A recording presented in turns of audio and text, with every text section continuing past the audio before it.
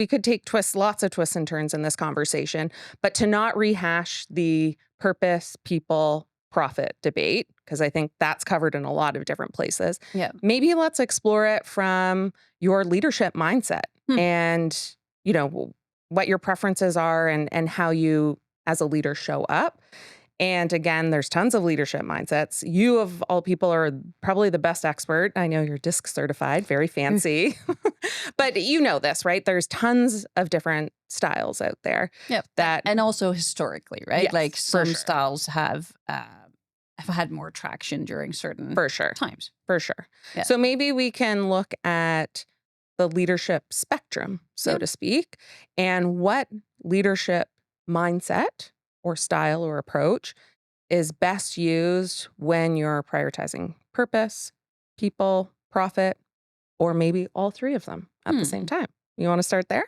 Yeah, let's dive in. So on the one end of the spectrum, let's focus maybe to start on that traditional, some may call authoritative, others may call it old school approach, where they tend to focus on one thing and one thing only.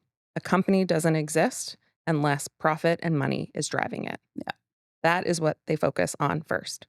And those leadership styles tend to prioritize hierarchy, control, sole decision making, and you see it in a lot of different ways. And so I was curious to look up a few different examples of organizations and then leaders who typically take on this type of traditional authoritative leadership style when thriving or leading in a profit and first. really focusing on profit, Yeah, right? that is the mindset of no money, no business, no jobs, no customers. Exactly. They're not wrong there, are they? No, they're not. And that's the thing. It's not right or wrong, but that is the style that in my research is most commonly seen in a profit first company. Yeah. So when I was looking up some people, one name most people will probably know, maybe one that they don't. And I looked up some quotes and facts and research, as we should. I love because your it's little just notebook. I know all my little gems in here because it's just not about the two of us talking about what we think on a couch with two microphones. So the first one is Jack Welch. So this is going back a little bit. He was the CEO of General Electric. Yeah. Listen to his famous quote around the performance of his business and why it was successful. If you're not performing in this company, you're out. Results over relationship. Leaders must be tough to get results. Wow. Oof. That's harsh. You'd probably want to work for Jack if you do a good job. Yeah, well, some might. Yeah. Yeah. And then another common one, which people may have varying opinions about this individual, but I think it is very timely, especially over the last couple of months, is Elon Musk. You got it. And you look at what he's doing in the US government with Doge, or more recently in a business perspective when he took over Twitter, or I should say X. But there are some consistencies, which again, not right or wrong, just observations, that in a profit-first organization, the leadership style that tends to do best is one that prioritizes command, control, thinks empathy is a sign of weakness. You need to be quite forceful, direct, laser focused, and you will achieve that goal. Yeah. And I think Elon Musk and it's very timely relevant, right? His leadership style, I think we can talk about it for 5 separate episodes. Let's not get into that. But I hear you on that style, that leadership style, and it works. It works in the short term. Yeah.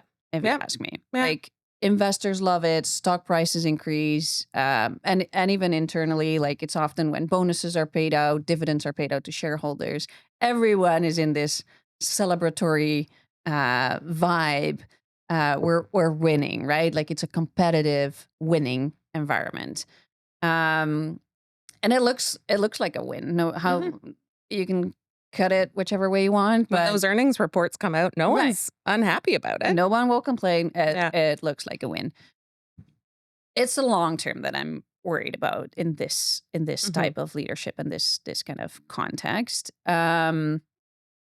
It's kind of the question of like, can you take it too far? Like, is there something like too much Mm. profit or Mm. running too lean? Can you get to a moment where you're just squeezing too much, demanding too much of your people? Well, that's maybe a research point I should have done looking at General Electric, but I didn't.